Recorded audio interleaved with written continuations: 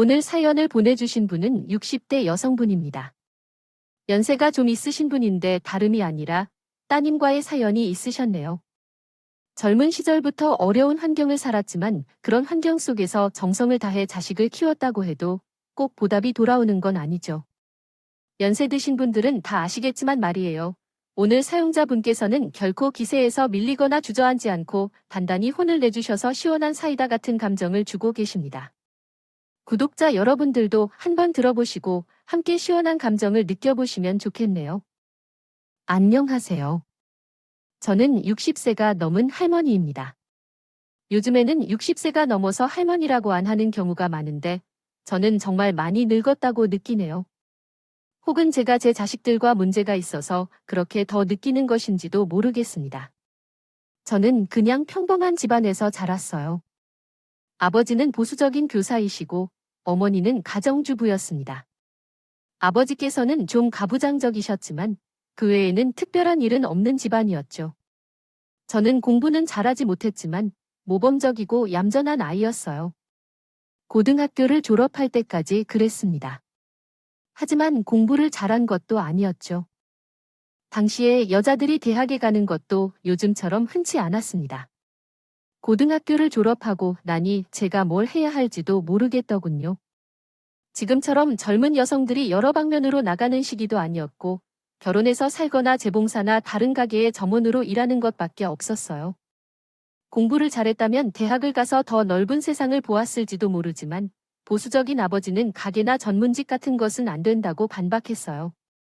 저는 백화점에서 판매직으로 일하고 싶었는데 화장을 하고 구두를 신고 스타킹을 신고 판매직 일을 하는 것은 아주 저급하다며 아버지는 무시했어요.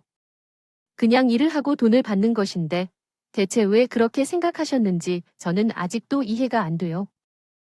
않아요. 그래서 나는 아무것도 못한 채로 그냥 멍하니 있을 수밖에 없었어요. 아버지는 뭐라도 일해야 한다고 성화했는데 난 아버지 입맛에 맞는 고상한 직업을 찾을 수 없었어요.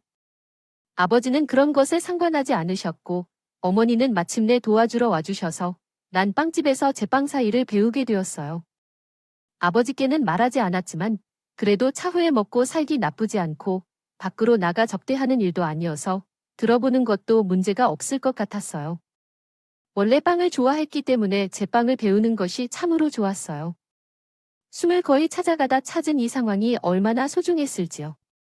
아버지는 내가 숨을 넘어 집안에서 앉아있는 모습을 보기 싫다 하셨다. 빨리 취직하거나 대학에 가지 않는다면 시집이나 가라고 매번 혼나셨는데요. 이제 내일이 되어서 자리만 잡고 아버지께 이야기해야겠다고 생각했어요. 일하던 중 그곳에서 함께 제빵을 배우던 남자와 친해졌어요. 그 남자는 제보다 나이가 조금 많았는데 매우 친절했어요. 무거운 것을 들어야 할 때 도와줬고 제빵사분이 화를 내실 때 나서서 제 방패가 되어 주기도 했죠. 어느 날 실수해서 빵을 잘못 만들었을 때 그 실수를 자기가 한 것처럼 말하면서 대신 혼나더라고요. 전 정말 죄송하고 감사해서 그 남자에게 커피 한 잔 마시자고 먼저 제안했어요. 밥도 사고 커피도 살게요. 죄송해요. 자꾸 오빠한테 민폐만 끼치는 것 같아요. 내 배는 뭐 배야. 너처럼 어린애는 좀 편하게 배워야 하는데 우리 제빵사님이 너무 까다로우셔서 마음이 불편해. 제가 잘못한 거예요. 워낙 좀 둔하고 그런 편이라 저는 제빵 일을 배우면서도 좀 실수가 많고 느린 편이었어요. 그래서 항상 그 남자가 저한테 조심하라고 충고하고 이렇게 하라고 도움도 많이 줬어요. 그런데 그때 그가 그러더군요. 너처럼 귀여운 애는 좀 편하게 해도 돼. 어려운 건 오빠가 다 알게. 내 귀엽단 말을 들은 게 인생에서 그때가 처음이었어요. 저는 조금 놀라서 눈만 껌뻑이었는데 그 남자가 환하게 웃더라고요. 우리 이거 데이트라고 생각해도 되는 거지? 나 김칫국 아니지, 그건. 저는 아무 생각도 없었어요. 그리고 그 후로 우리의 연애가 시작되었습니다. 그 오빠와 사귀는 것은 나쁘지 않았어요. 다정하기도 하고 제 습관은 많이 달랐지만 그래도 제게 정말 잘 맞춰졌어요. 이런 남자와 결혼하면 평생 행복할 것 같았어요. 그래서 조금씩 마음이 기울었죠. 오빠는 제게 결혼을 약속했고 저는 그 사람의 엄마와 밤을 함께 지냈습니다. 우리가 제빵을 배우던 빵집 근처 허름한 여관에서 만났어요. 처음으로 여관에서의 경험이었지만 정말 사랑하는 사람이라서 상관없었어요. 결혼도 할 것이라고 생각하고 있었죠. 그런데 어느 날 자꾸 속이 울렁거리고 불편했어요. 괜히 먹은 것도 없는데 헛구역질이 나고요. 속이 뒤집혀서 옆에서 지켜보던 오빠가 고개를 갸웃거리더니 얼굴이 심각해졌어요. 혹시, 왜요? 아니, 그런 일은 없을 텐데. 뭐가요, 오빠? 나 지금 헛구역질 나서 죽겠어요. 아니야, 우리 병원 가보자. 오빠는 저한테 그렇게 말하고서 끌고 갔죠. 전 어디에 가는지도 모르고 어리둥절한 채로 끌려갔어요. 가보니까 거기는 산부인과였어요. 전 영문도 모르고 여기를 왜 왔냐고 했는데 결과적으로 임신 여부를 확인한 것이었죠. 그리고 전 임신한 상태였어요. 세상에, 오빠. 그럼 우리 결혼해야 되겠네요. 솔직히 말하자면 남자와의 관계는 좋았어요. 결혼은 아직 한 번도 하지 않았어요. 이때는 조금 불안했어요. 이 남자와 함께 평생을 보낼 수도 있다는 생각이 들었고, 집에서도 여전히 아버지가 결혼을 서두르는데 이야기해보면 기뻐하실 것 같았고요. 그런데 그때 오빠는 저에게 갑작스럽게 이렇게 말했어요. 안 돼, 내 뭐라고? 결혼을 못한다고, 내 이유가 뭐야? 저는 지금 당장 결혼도 못한다는 말인 줄 알았어요. 사실, 그것만으로도 큰 문제였어요. 애가 임신했는데 결혼을 못하는 것은 정말 창피했어요. 그런데 그 이야기가 아니었어요. 남자가 입에서 나온 말을 정말로 믿을 수 없었습니다. 나와 아내는 애가 있어, 라고요? 정말 숨을 쉬는 것조차 고개가 빠질 만큼 충격을 받았었어요. 그 말을 듣자 귀가 멍해지는 바람에 심장이 너무 빨리 뛰어 몸서리를 쳤죠. 뭐라고요? 나는 결혼한 남자라는데 너랑 결혼을 못해. 그게 무슨 소리인지 정말 미쳐 날 것만 같았어요. 어린 시절 보수적인 집안에서 자라온 여자로서 혼전 관계조차도 부담을 느끼고 있었는데요. 그래서 당연한 일로 생각되는 임신 후 결혼을 하려고 했었거든요. 저는 너무 당황해서 말을 못하고 있었더니 그 남자는 마구 뭉큰 소리를 지르며 약올리기를 하기 시작했습니다. 저를 그냥 병원에 두고 나가버렸어요. 아니, 도리어 제가 화를 내야 하는 거 아닌가요? 전 너무 충격을 받은 상태로 털털 걸어서 집으로 돌아왔어요. 정말 세상이 전부 아득해 보이더군요. 그래서 결국 저는 가게를 그만둬야 했어요. 그 남자는 저한테 아이를 지우라고 강요했지만 이미 임신 개월수가 상당히 지나서 의사가 난색을 보였습니다. 지금 아이를 지우면 사모한테도 큰 문제가 될 수 있다고요. 하지만 그 남자는 그게 무슨 상관이냐고 계속해서 낙태를 강요했어요. 제가 혹시라도 결혼을 하자고 난동을 부를까봐 겁이 났는지 그날부터 당장 저와 멀어져서 아주 남자처럼 저를 쳐다보더라고요. 저는 정말 어이가 없었어요. 솔직히 말해서 그 남자가 요구해서 관계를 갖는 초반이었기 때문에 아무런 배경 지식도 없었거든요. 그런데 혼자 난리를 치는 것은 아니라고 생각했고 가정을 지켜야 한다는 생각이었고 꼬리를 무는 것은 당신이었고 가게에서 일하는 직원들에게도 제가 자기에게 꼬리를 무는 것처럼 더듬어서 말씀을 퍼뜨렸더라고요. 그래서 결국 저는 가게를 그만두어야 했어요. 왜 그만두느냐고 물으시는 분들도 계시겠지만 한계를 견딜 수가 없었어요. 낙태는 이미 힘들었고 저 자신도 아이를 잃고 싶지 않았어요. 제가 제품으로 뵌 아이를 왜 남의 요구에 따라서 지워야 하는지 그리고 결혼할 수 없다는 걸 알고도 아이를 낳아야 하는지요. 길러야겠다는 결심이 굳어졌어요. 그때까지 저는 숨을 주는 어린 여자애였을 뿐이었지만 모성애가 벌써 자라난 것 같아요. 그런데 문제는 지회에도 이야기를 해야 한다는 것이었어요. 배는 계속 불러오는데 집에서는 숨길 수 없었고 결국 어머니한테 먼저 이야기했는데 어머니가 기절하셔서 아버지까지 알게 되셨어요. 결론은 어쩔 수 없이 쫓겨나게 됐어요. 아버지가 그렇지 않아도 매우 보수적인 분이었는데 교사로서 당신 딸이 결혼하기 전에 애를 낳아 돌아다니는 것을 부끄러워하셔서 쫓아내셨어요. 저는 정말 다른 곳에 기댈 곳도 없는데 그대로 쫓아내는 아버지가요. 얼마나 원망스러웠는지 몰라요. 아니, 조금 기다려 줄 수도 있는 거잖아요. 아이를 낳을 때까지만이라도요. 하지만 아버지는 지금 당장 나가라고 소리를 지르셨고 저는 그 말을 따를 수밖에 없었어요. 다행히 어머니가 급히 친척집에 저를 데려가라고 해주셔서 아이를 낳고 몸을 풋 때까지는 신세를 질 수 있었죠. 하지만 그 친척집도 그리 여유가 있진 않아서 아이를 낳고 데리고 나가야 했어요. 몸이 제대로 낫지도 않았는데 어머니가 급히 마련해준 돈으로 들어간 쪽방에서 갓난 아기와 함께 있는 기분 아시나요? 어머니가 아니었다면 전 아마 길거리에서 얼어 죽었을지도 몰라요. 제 아기와 함께요. 하지만 어머니도 아버지 눈을 피해서 돈을 마련하는 게 한계가 있었기 때문에 저는 혼자 일을 해야 했어요. 해야 했어요. 갓난아기일 때는 어떻게든 어머니가 도와주셨지만 그 이후로는 제가 나가서 일을 해야 했죠. 그래서 아기를 들쳐 업고 근처에 있는 야채 가게로 나갔어요. 야채 다듬는 일을 도와드렸는데 다행히도 아기를 업고 와도 된다고 해주셔서 그 덕분에 아기를 돌보면서 돈을 벌 수가 있었죠. 그 이후로는 정말 제 인생이지만 구질구질하고 힘겹게 그제 없었어요. 그래도 아버지 어머니 밑에서 보수적이고 편안하게 자라났던 어린 시절과는 달리 아무도 절 돌봐주지 않는 세상과 맞서 싸워야 했죠. 숨을 코반 배운 것도 가진 것도 없는 미운 물을 대체 누가 좋게 봐줬겠어요. 그 시절에는 미혼모라고 하면 일단 색안경을 끼고 봤거든요. 얼마나 문란하게 노셨던 애라 혼자는 애까지 생겼나. 그런데도 결혼을 못했나?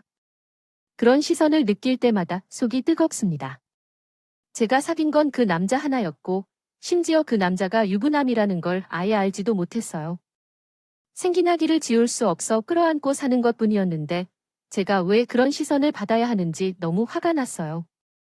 하지만 제가 할 수 있는 건 제 아기를 소중하게 잘 키우는 것뿐이었죠.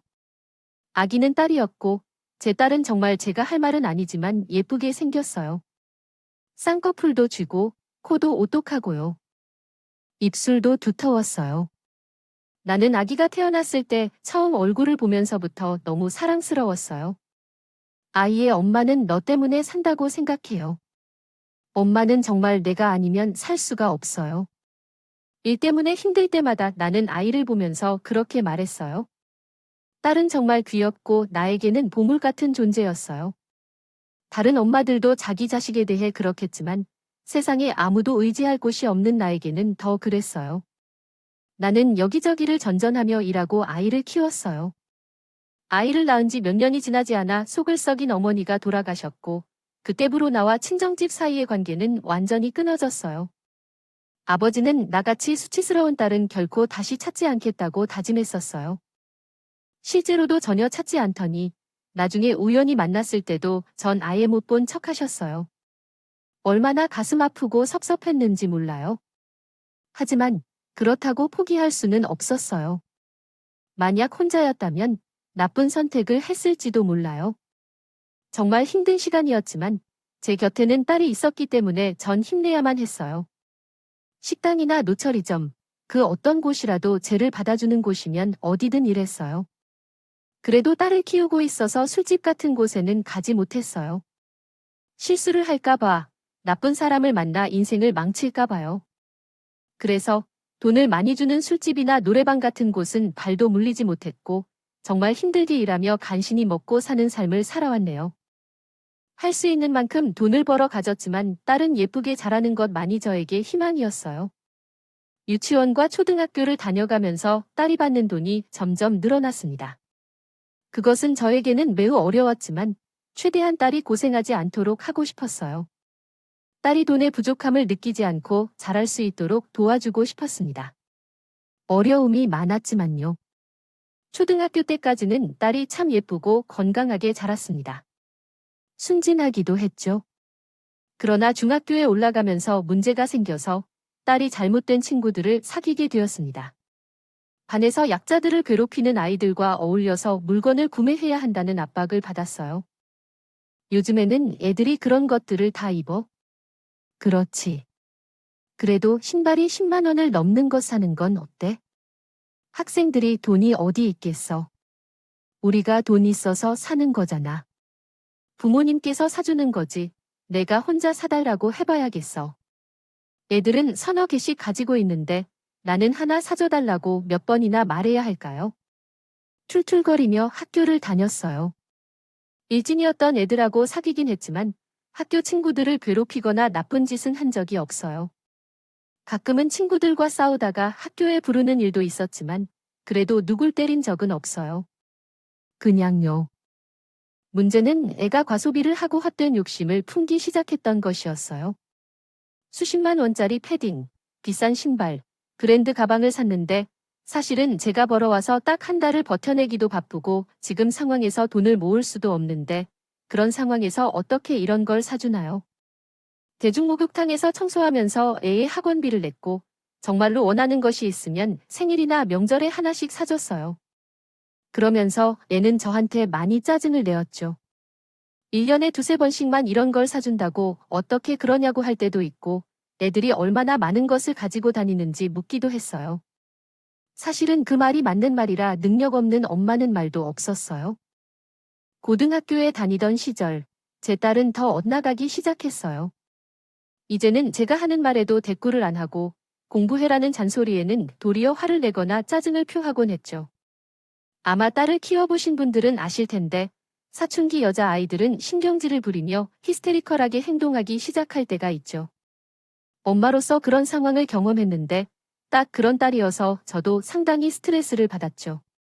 딸이 잘 먹고 다녀야 한다고 하니까 집에서도 죽어라고 밥을 차려놓고 나가 일을 했지만 애가 그 밥을 자기 손으로 데워 먹기를 거부했던 적이 있었어요.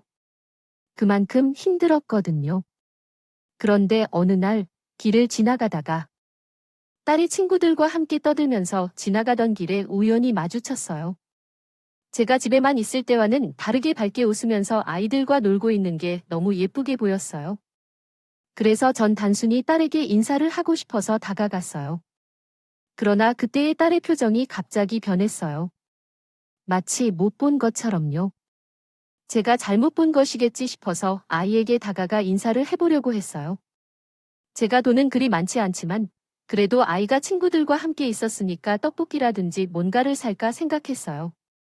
그러나 딸의 반응이 충격적이었어요. 딸은 저를 쳐다보고 과하게 아래 위로 쳐다보더니 그냥 고개를 돌려나가 버렸어요. 아, 이 아줌마, 너희 엄마야? 그런데 편하게 친구들과 얘기하더라고.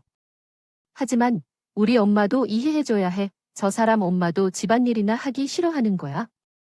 그래서 엄마들도 좀 게으르다고 이해해줘야 해. 참, 내가 옷차림이 많이 엉망이었던 것 같아. 사춘기 때 아이가 지겹게 아는 척을 하지 않으려 해서 그랬을지도 몰라. 하지만 엄마 앞에서 그런 소리 해선 안 돼. 가정부라고 차분하게 얘기해주는 게 좋겠어. 가버리다니 저도 상처가 많이 컸어요. 하지만 그래도 전 애를 이해하려고 노력했어요. 집에 와서 좀 충격을 받은 상태로 앉아 있는데 저녁 늦은 시간이 되어서야 애가 들어오더라고요. 미영아. 왜 너 엄마랑 이야기 좀 하자. 아까 말이야. 너, 그게 무슨 소리니? 아, 뭐가? 엄마더러 너 아까 가정부라고 했잖아. 그리고 친구들한테 그게 무슨 거짓말이야? 우리 집에서 무슨 가정부를 써? 우리는 빌라 반지하에 살고 있었고 가정부를 쓰는 건 말도 안 되는 소리였죠. 하지만 딸은 저를 정말 죽일 것처럼 노려보더니 소리를 질렀어요. 그럼 어떻게 애들한테 우리 기초수급자라고 말해? 이하 생략. 그렇진 않아도 그런 거짓말을 하면 안 되지. 게다가 엄마한테 가정부라니 그게 무슨. 그럼 엄마가 멀쩡하게 옷을 입고 다니던가 아니? 무슨 정말 시장 바닥에서 주워온 것 같은 옷을 입고서 거기서 제대로 씻지도 않아서 엉망진창이면서 나는 소리를 질렀어요. 아, 진짜 창피해 죽겠어. 내가 대체 왜 엄마를 만나서 애들한테 거짓말을 해야 해? 내가 무슨 죄야? 음악아, 내 인생 진짜 징그럽게 구질구질해. 이거 다 엄마 때문이잖아. 엄마가 애초에 날 그렇게 낳아서 제대로 된 아빠 못 만나서 이렇게 된 거잖아. 내가 왜 엄마하고 이런 삶을 살아야? 내 죄는 뭔가요?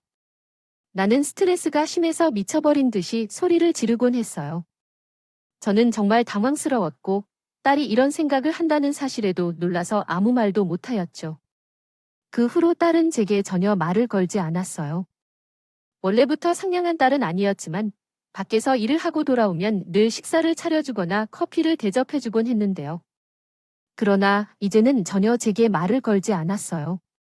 너무 서러웠고 내가 이렇게 키웠다는 생각이 들기도 했지만 부모이기에 자식이 그럴 수도 있겠죠. 거의 몇 달 동안 저에게 이러고 저리 해서 결국 다시 처음처럼 되려고 했어요. 대욕하셨습니다. 정말 힘든 시기였죠. 그렇죠. 딸은 고등학교를 졸업했고 공부를 잘할 일이 없어서 대학은 지방으로 다니기 시작했죠. 저희 입장에서 대학 등록금도 부담스러웠는데 자취까지 하겠다고 하니 돈이 2배 정도 들어가야 했어요. 그 돈을 마련하려니 진짜 미칠 것 같더군요. 하지만 딸은 대학을 안 보내준다면서 울면서 그런 딸의 모습을 보면서 아무것도 하지 않을 수는 없었어요. 지인들에게 돈을 빌려 대학 등록금과 생활비를 마련해 주었고 그리고는 일도 하러 다녔죠.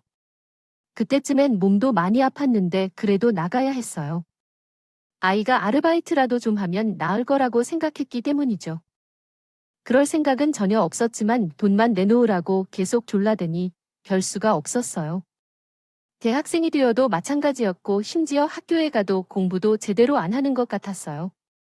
성적표도 한 번도 집에 가져오지 않았고요. 그러던 중 청천벽력 같은 일이 벌어져서 대학에 들어간 지 2년 뒤에 딸이 집으로 돌아왔어요. 저는 자취방을 빼앗긴다는 딸의 이야기에 대체 그게 무슨 소리야? 했죠. 왜 갑자기 집으로 돌아왔어? 대학 그만 다니려고? 그래. 지금 이제는 재미없어. 또한 지금 내 통장 상황을 보면 취직도 제대로 못할 것 같아. 그래서 지금부터 내일을 위해 배우면서 가게를 차릴 거야? 딸의 말에 아득한 느낌이 들었어요. 2년 동안 들어간 등록금과 자취 비용 등에 대해 이야기하지 않고 다른 것들만 언급했어요. 제가 딸을 붙들고 그동안 투자한 돈에 대해 얘기해보려고 했지만 부모가 돼서 자식에게 돈으로 부담을 주는 게 맞는 건가 싶었어요. 오히려 활용했죠. 엄마는 항상 이런 식이야.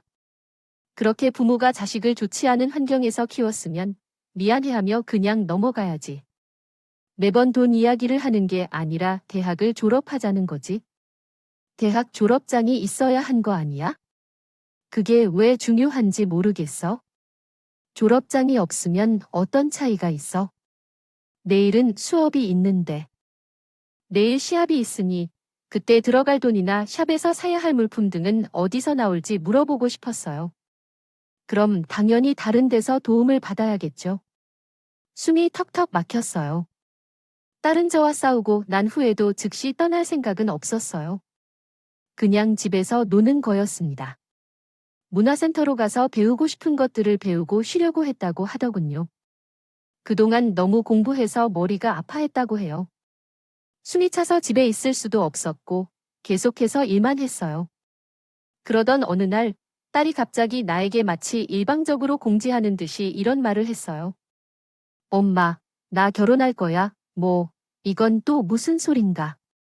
남자친구랑 결혼하자고. 딸에게 남자친구가 있다는 건 당연한 일이겠지요. 알고 계셨던가요? 하지만 그 남자는 아직 취직을 못한 상황이었죠.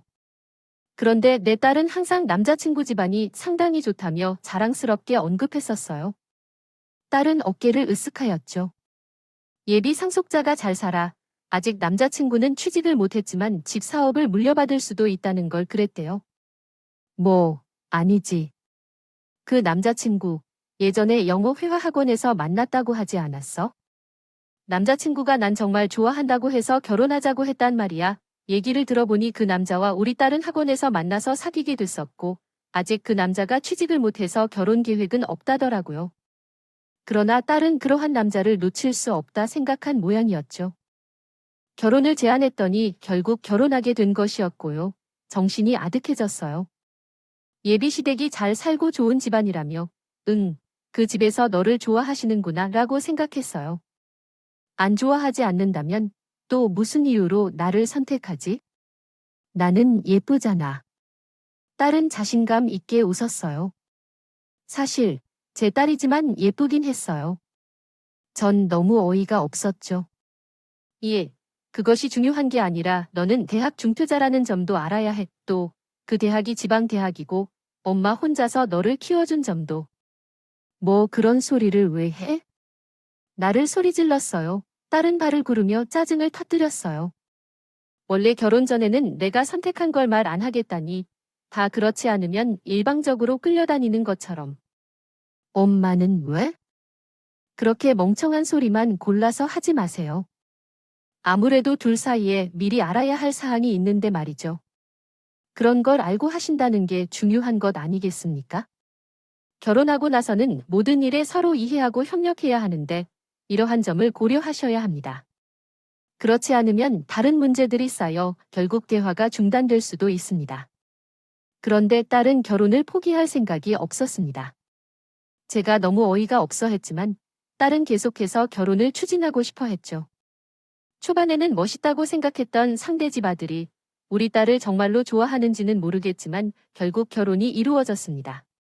상견례까지 진행하고 난 후 엄마가 엉뚱한 소리를 하면 안 된다고 부탁했어요.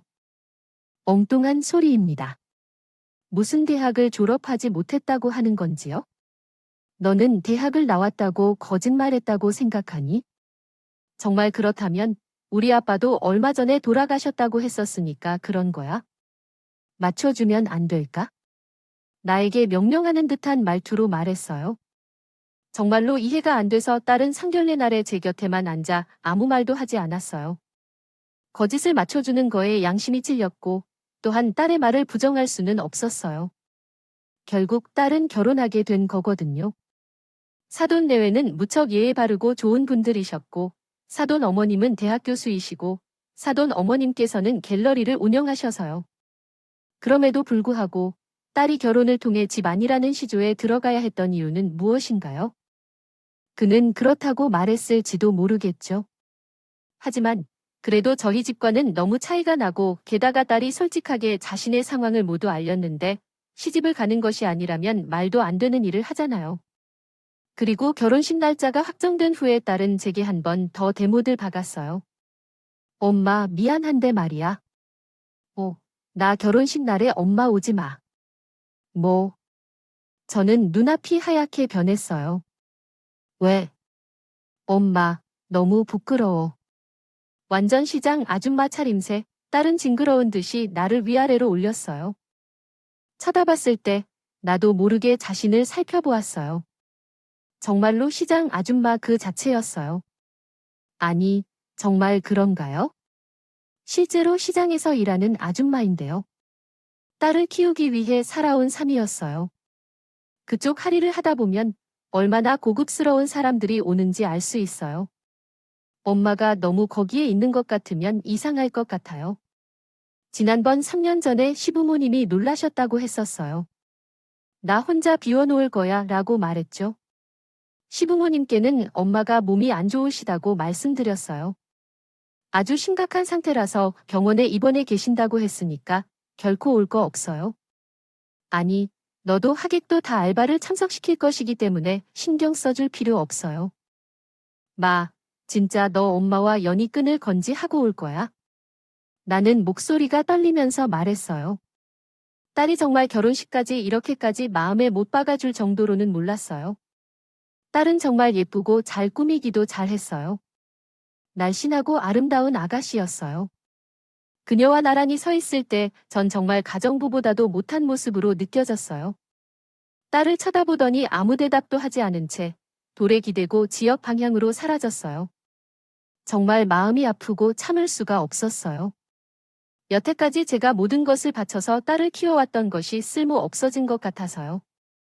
하지만 계속 딸에게 많은 사랑을 주는 것이 얼마나 힘들어졌는지 생각했을 때 딸과의 관계가 나빠진 것에 대한 고통은 크지 않았어요. 노력했는데 그만큼 도리가 없는 것이었습니다. 평생을 바쳐왔는데 이렇게 배신당하다니 그것 자체가 화가 나고 분노스러웠어요. 그래서 저는 그냥 있어서는 안 될 것이라고 생각했어요. 딸의 행동으로 인해 제가 상처를 받고 화나는 것도 문제였고 딸이 그대로 사기 결혼을 해서 우리 집안에 들어가면 우리 집안도 망할 것이었어요. 사람 하나가 잘못 들어가면 집안이 망한다는 거야? 시가 문제죠. 잘못 키웠어. 어쩌다 저렇게 키운 거지? 전 너무 어처구니가 없어서 며칠 밤을 거의 새웠어요. 그러던 중에 결혼식 날이 다가왔어요. 딸은 결혼식에 관해 어떤 것도 전혀 저한테 말하지 않았어요. 다만 결혼식장이 어디냐고 물어봤죠. 절대로 근처에 나타나지 말라는 말만 했을 뿐이었어요. 그래서 저는 딸이 말하는 대로 가만히 있었어요. 딸은 신이 난다는 듯이 결혼 전 며칠 동안 아이 호텔방을 잡고 놀더니 저한테 말도 없이 결혼식 날 살아버렸어요. 그래서 저는 옷을 차려입었어요. 결혼식은 12시에 시작했고 저는 거기에 딱 맞춰 결혼식장을 향했어요. 아마 웨딩드레스를 입은 딸은 아주 예뻤을 거예요.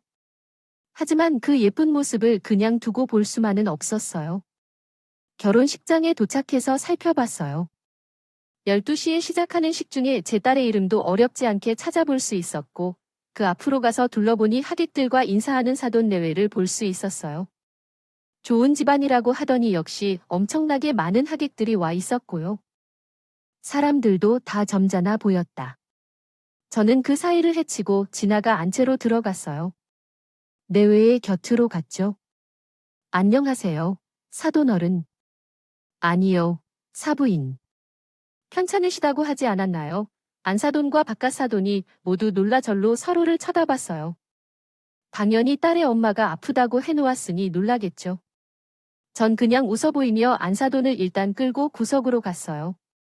어머, 지금이라도 식탁 혼주석에 준비하라고 할게요. 세상에. 아니에요, 사부인. 전 드릴 말씀이 있어서 온 거예요. 무슨 말씀이시죠? 안사돈은 놀란 얼굴로 저를 보셨어요. 그래서 저는 안사돈에게 숨김없이 말했어요. 솔직히 말하자면 우리 딸이 어떤 사람인지, 어떻게 성장했는지, 그리고 현재 결혼을 어떻게 진행할 계획인지 전부 이야기했습니다.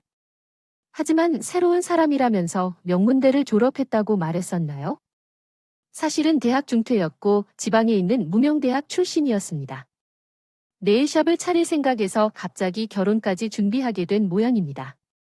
정말 믿기지 않을 정도로 충격이었고 바깥사돈들도 마찬가지였습니다. 어떻게 이런 상황이 될 수 있을까요? 처음 만나는 며느리가 완전히 거짓말쟁인데 그 사실을 사돈이 직접 듣게 되었습니다. 이야기해준 것이니 말이에요. 솔직히 말씀 안 드려야 하나 싶었지만 일단 결혼하고 나서는 너무 늦을 것 같아서요. 그러면 정말 돌이킬 수 없을 것 같아서 어떻게 이 일을 너무 늦었지만 딸이 저한테 계속 입담을 하는 걸 강요해서 늦어버렸어요. 죄송합니다. 딸을 잘못 키운 것도 모자라서 이렇게 뒤늦게 말씀드리게 되어서요. 이게 무슨 망신인가 싶었지만 딸의 멍청함을 버리기 위해선 별 도리가 없었죠. 이게 아니라면 그 애는 평생 그렇게 살 테니까요. 절대 그렇게 될 수는 없었죠. 그리고 안사는 거의 쓰러질 것 같은 표정이 되었고 바깥사돈은 분노한 모습이었습니다. 얼굴로 곧장 결혼식장 담당자에게 다녀왔어요. 그러더니 음악이 흘러나오던 식장에서 한참 후 멈추고 사돈들이 신부 대기실로 헤어졌고 안에서 시끄러운 소리가 들리기 시작했어요. 그 안으로 들어가 봐야 할 것 같았지만 솔직히는 그 생각이 들지 않았어요. 상대가 먼저 우리의 인연을 끄는 것 같은데 왜 굳이 들어가 봐야 하는지 그러한 생각이었죠. 그래서 결혼식장을 나와서 천천히 걸어가며 근처 순대국밥집에서 한 그릇 국밥을 먹고 집으로 돌아왔어요. 집에 들어가서 도어락 비밀번호도 변경했죠. 그날 저녁 현관문을 열려다가 비밀번호를 틀려서 수십 차례 실패하고 문을 두드리는 소리가 들렸어요. 딸의 목소리가 거의 분노에 차서 찢어질 것처럼 들려왔다. 엄마, 어떻게 나한테 이럴 수가 있어? 왜? 그런데 이상할 정도로 내 마음은 평온하고 별로 파고가 안 일어나더군요. 원래 딸이 화를 피우면 한 번 내면 주눅 들고 그랬는데 일단 마음을 떼고 나니 소리를 지르거나 말거나 했어요. 나 저주하는 거야? 지금 어떻게 내가 이번 결혼만 했으면 내 인생이 바뀌는 건데? 그래? 그러지 그랬니? 왜 와서 그런 소리를?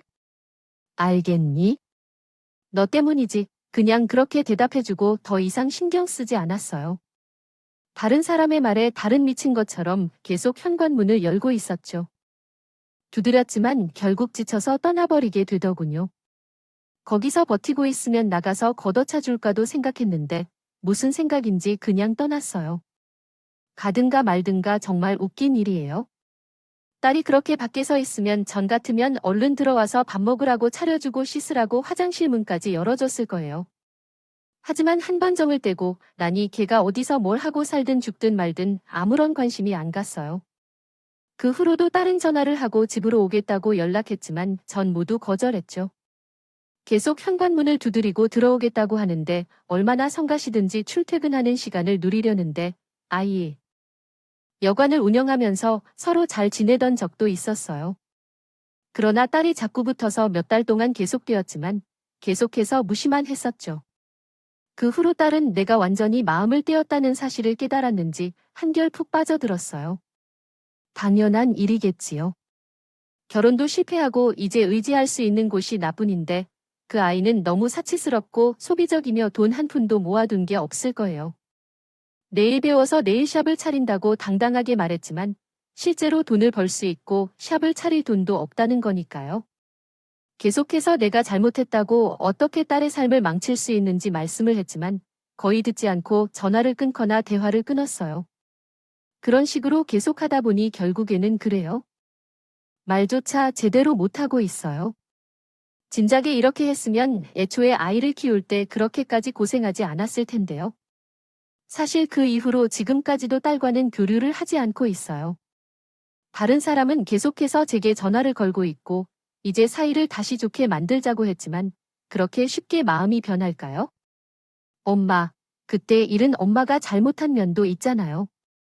이번 한 번만 제게 도와주세요. 전화만 하면 손 벌리려 들지만 언제든지 뭔가를 뜯어가려고 전화를 걸면서 듣는 통에 짜증스러워 죽겠어요. 하지만 딸이 전화를 하는 것을 막을 수는 없는 일이라 매번 헛소리하지 말라며 혼나고 끊는 게 전부일 뿐이에요. 언제든지 호수를 바라보며 있는데 제가 죽어도 내 재산이 그 애에게 가지 않았으면 좋겠어요. 정말 낡은 빌라 반지 하방 한 칸뿐이지만 말이에요. 이제 정말 희망도 재미도 없는 인생이네요. 하나뿐인 딸을 이렇게 마음에서 떠나보내 버렸어요. 정말 우울한 이야기를 드려서 죄송해요. 하지만 한 번쯤 사연을 이야기해보고 싶었어요. 익명의 여러 구독자분들께 사연을 털어놓았더니 조금은 마음이 후련하네요. 들어주셔서 감사합니다. 음악